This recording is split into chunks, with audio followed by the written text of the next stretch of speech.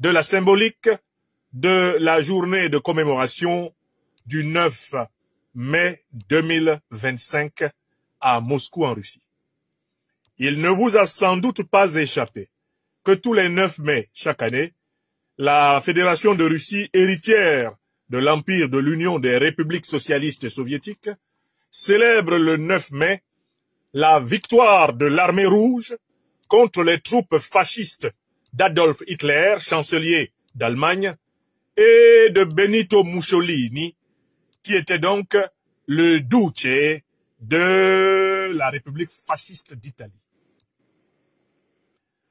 À l'occasion de ces cérémonies, le chef de l'État de la Fédération de Russie, le président camarade Vladimir Vladimirovitch Poutine, délivre toujours une allocution de portée symbolique forte pour son pays, mais avec un écho sur le monde. En tout cas, en cette année 2025, la célébration du 9 mai s'est accompagnée d'un écho mondial et de répercussions africaines qui nous intéressent.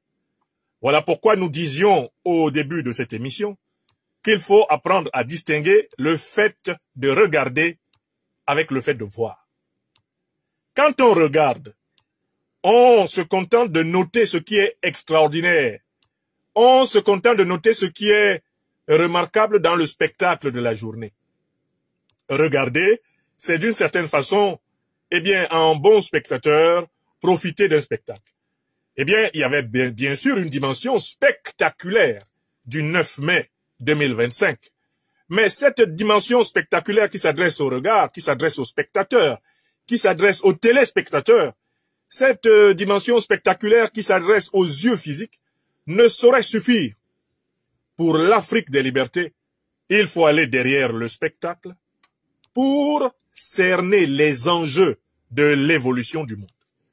Alors, pour commencer cette analyse, je voudrais vous faire écouter un petit élément percutant, un petit élément poignant sur cet événement qui a été délivré par la radio-télévision nigérienne, l'une des radios-télévisions les plus aimées des Africains, aujourd'hui, avec l'ORTM du Mali et la RTB du Burkina Faso.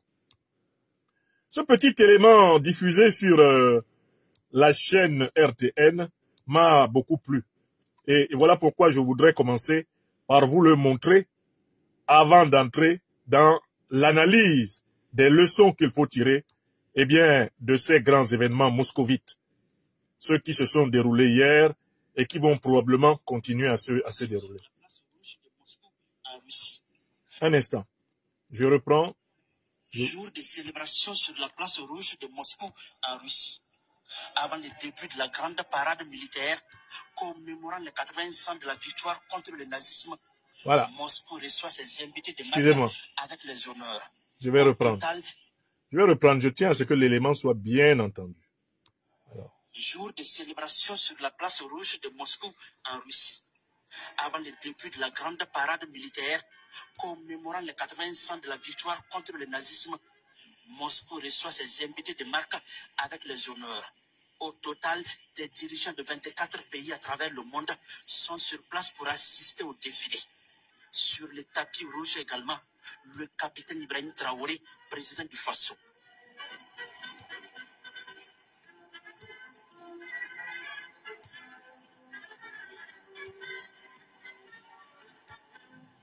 Le chef de l'État burkinabé est présent à ce défilé pour témoigner de la solidarité du peuple burkinabé au peuple russe qui a vaincu l'impérialisme nazi pendant la Seconde Guerre mondiale.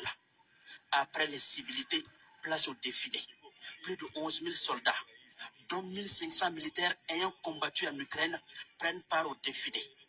Des soldats de 13 pays amis participent également à la parade. On note aussi le passage de nombreux blindés de l'armée russe et des chars T-34 de la Seconde Guerre mondiale, rappelant la victoire soviétique sur le Troisième Reich et des véhicules d'artillerie.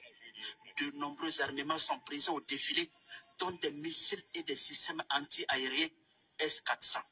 Pour la première fois, des drones de la flotte aérienne russe participent à la parade commémorative du 9 mai. Le défilé s'achève par une démonstration de l'armée de l'air qui survolent la place rouge avec des avions de chasse et de combat de dernière génération. Alors ça, c'est le résumé de ce qu'on peut appeler le spectacle. C'est un résumé très intéressant du spectacle auquel nous avons tous eu droit hier pour ceux qui ont jeté un coup d'œil au déroulé du grand défilé de Moscou. Alors, d'abord, un mot sur le spectacle. Le caractère impeccable de l'organisation de ce défilé est déjà une réponse que la Fédération de Russie donne à ses détracteurs à travers le monde, qui la présentait comme un État failli, un État effondré, qui la présentait comme un État vacillant, comme un géant au pied d'argile, comme un État au bord du gouffre et du néant. Le spectacle que nous avons tous vu à travers les chaînes de télévision du monde et qui vient d'être résumé par la radio-télévision du Niger atteste non seulement de la montée en puissance de la Fédération de Russie, mais il atteste de sa robustesse et de sa capacité à assumer sa souveraineté et à faire face aux défis du monde. Donc ce spectacle en soi est un démenti à la propagande néocolonialiste et impérialiste occidentale qui nous a été servi depuis plusieurs semaines. Toujours sur le spectacle, avant d'aller au fond sur les enjeux, on nous avait dit que ça ne pouvait pas se tenir. J'ai écouté plusieurs médias d'Occident, de France en particulier, jurant leur grand Dieu que c'est ce jour-là que M. Zelensky démontrerait sa capacité de nuisance, sa force de frappe, et que la place rouge, que je connais personnellement pour l'avoir visité en décembre 2023, serait inéluctablement frappée par les intrépides drones d'Ukraine, que la cérémonie finirait en queue de poisson, qu'il y aurait une débandade, et que certains chefs d'État auraient sans doute à se cacher sous les chaises lorsque, l'armée ukrainienne est réputée, dans les attaques terroristes comme celle de la fin du mois de juillet au nord du Mali contre l'armée malienne, viendrait à frapper sa rivale, son ennemi, russe. Or, que nenni, le spectacle fut parfait. Il se déroula sans heurts ni anicroche. Mieux, il se déroula dans des conditions de sécurité meilleures que toutes les conditions de sécurité ayant prévalu par le passé. À la célébration de la victoire du 9 mai en Fédération de Russie. Voilà un deuxième élément du spectacle. Mais restons toujours au spectacle. Ce spectacle était rehaussé dans sa saveur par une présence respectable de l'Afrique. Une présence respectable de l'Afrique. Et là, il faut bien regarder ce que vous avez vu. Je rappelle qu'il y avait plusieurs chefs d'État africains le 9 mai 2025 à la commémoration de la victoire à Moscou.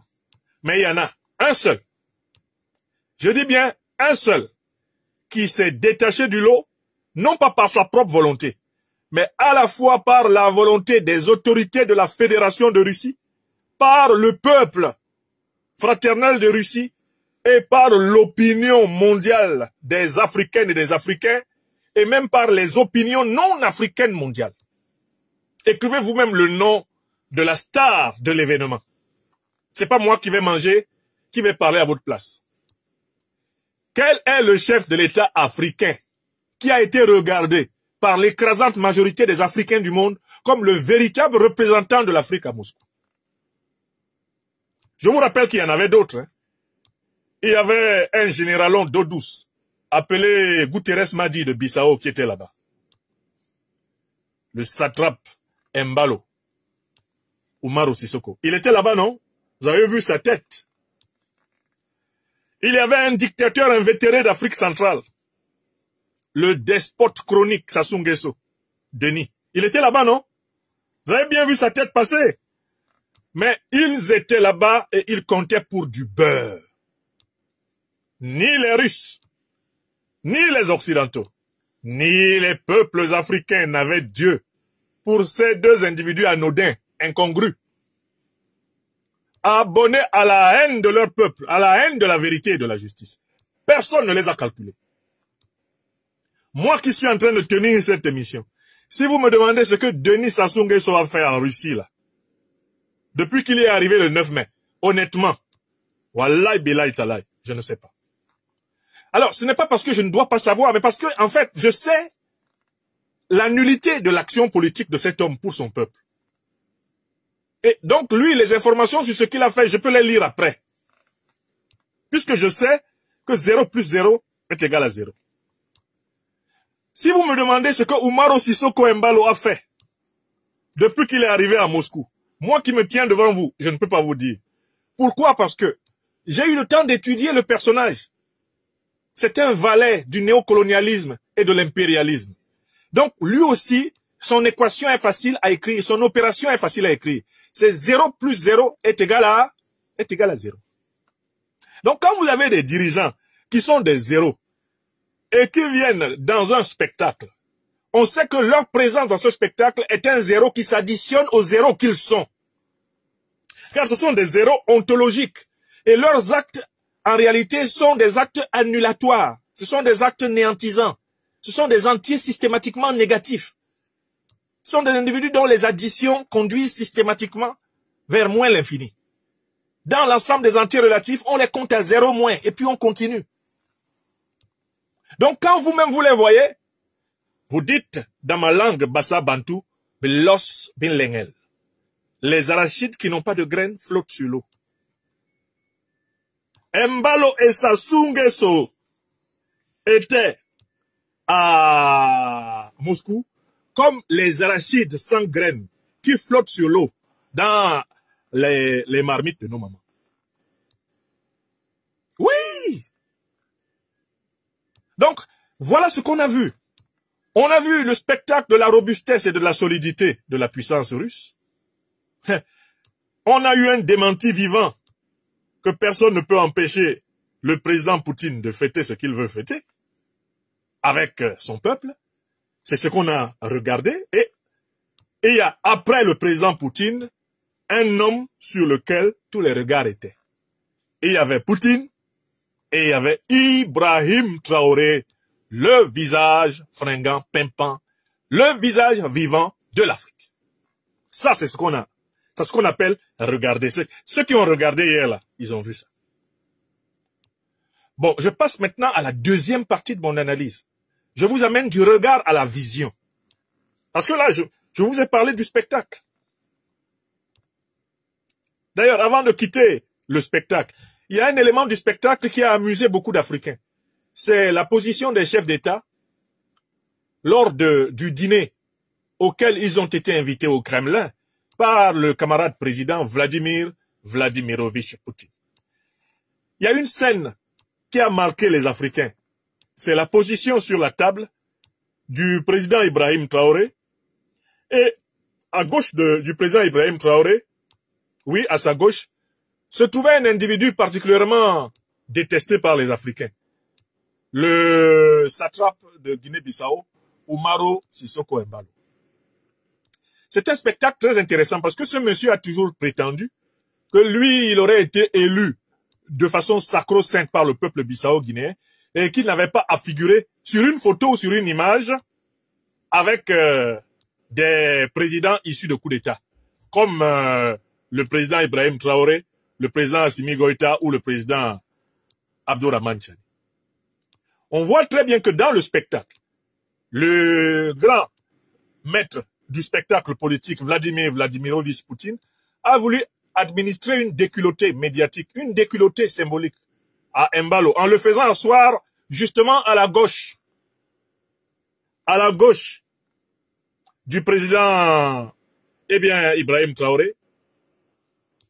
Et si vous regardez bien les photos, le président Poutine a flanqué entre les deux un agent du KGB, probablement chargé de surveiller les mouvements des mains d'Embalo, comme nous l'avons deviné dans un morceau extrêmement humoristique mais très profond, très caustique, du téléphone rouge que nous avons publié sous forme d'aventure chronique, sous forme, romanesque sur notre page Facebook. Donc le président Poutine a amené Embalo à voir sa photo avec le président Ibrahim Traoré, qu'il le veuille ou non, c'était forcé. Tu t'assois là, tu vas sortir dans la photo.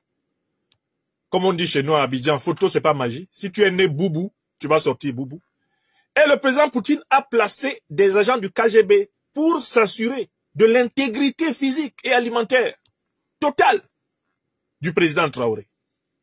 Et quand vous regardez les photos, vous vous rendez compte que Umaro Sissoko Embalo était habité d'une seule envie. Fuir la table.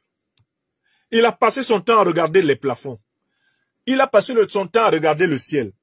Il n'osait pas prendre le risque de trouver le regard orthogonal, rectiligne, du président Ibrahim Traoré, à qui il a manqué de respect quand celui-ci arrivait au pouvoir pour le salut de son peuple. Donc voilà un peu le spectacle. Si je pouvais décrire le spectacle, voilà les moments vraiment du spectacle que nous avons vu hier. Bon, maintenant on va traverser, aller du côté des enjeux, la deuxième partie de cette émission d'analyse. Le premier enjeu qu'il faut voir, c'est que en déplaçant plus de 24 chefs d'État et de gouvernement à Moscou, la Russie de Vladimir Vladimirovitch Poutine démontre à la face du monde que contrairement à la propagande occidentale, elle n'est pas isolée. Et qu'elle est aujourd'hui en réalité une puissance immergée dans le bloc politique démographiquement majoritaire sur la Terre. Je recommence la première leçon. La démonstration de l'intégration diplomatique, géopolitique, géostratégique, géoéconomique puissante de la Russie. Les pays qui ont été représentés à Moscou représentent les 3/4 de la population du monde. Les pays qui étaient à Moscou là représentent les 3/4 de la population de la planète. À Moscou, on avait les chefs d'État de la République populaire de Chine, de l'Inde, du Brésil, représentant l'Alliance des États du Sahel. On avait le chef de l'État du Burkina Faso, le chef d'État de l'Afrique du Sud. Quand vous prenez les pays qui étaient là, allez vérifier les 24, c'est 3/4 de la population planétaire qui était représentée à Moscou.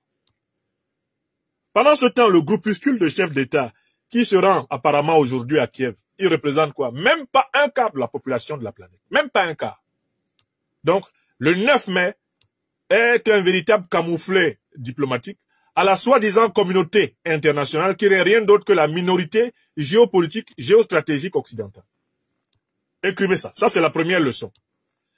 Et regardez comment l'aiguille de la planète est en train de se déplacer. Cette aiguille qui se trouvait dans l'océan Atlantique, entre les... Ça, c'est la deuxième leçon. Entre les États-Unis et l'Europe, l'aiguille de la planète se trouvait là. Elle était tenue par la grande puissance américaine, grande puissance atlantique, donc elle était tenue par l'OTAN. Regardez comment l'aiguille de l'axe de la planète, l'axe dominant de la planète se déplace. Elle est en train de se déplacer vers l'Eurasie et en réalité elle est en train d'aller vers la Chine. L'aiguille est en train d'aller vers la Chine. La Russie étant l'étape intermédiaire en vue de la construction de la grande puissance russo-chinoise sur le fond du grand projet de développement de la Sibérie, du désert de Sibérie.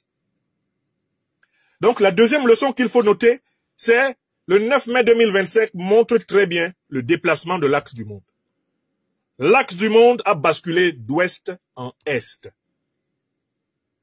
Mais je vous préviens que ça va tourner. Quand ça finit de tourner en est, ça va descendre de l'est, ça va descendre vers le sud et ça va venir à qui? À l'Afrique. N'oubliez pas de vous abonner et d'activer la cloche de notification pour rester informé de nos prochaines vidéos. Restez à l'écoute pour les développements passionnants à venir.